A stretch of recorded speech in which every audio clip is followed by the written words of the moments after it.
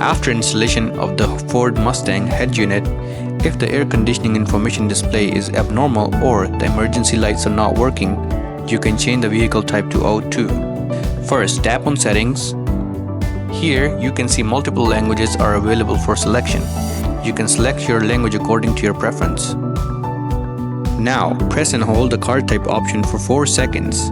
It'll ask you for a password, which is 4 zeros. Now, you can select the protocol according to your car type. The O2 option is for the high-end models, and the O1 option is for the low-end models. Now, let's go over how to install our product. First, use a tool to pry open the passenger side cover. Then, open the air conditioning outlet cover. Next, open the covers on the both sides of the center armrest.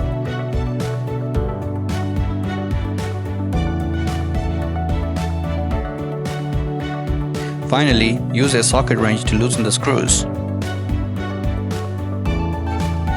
Then, left side is the same.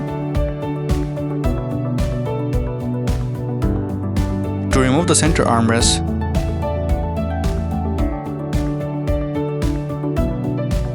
first loosen the 2 fixing screws. Make sure you put the gear into sport mode before raising the center armrest. Loosen the 2 fixing screws above the panel and the 2 below. The 2 lower screws are behind the cover. Be careful when removing the panel. Remember to disconnect the connector after removing the panel. This is where the original air conditioning information cable is installed in the car. Then, remove the 4 screws on the main unit and 4 screws holding the display in place. Once the screws are out, take the main unit out.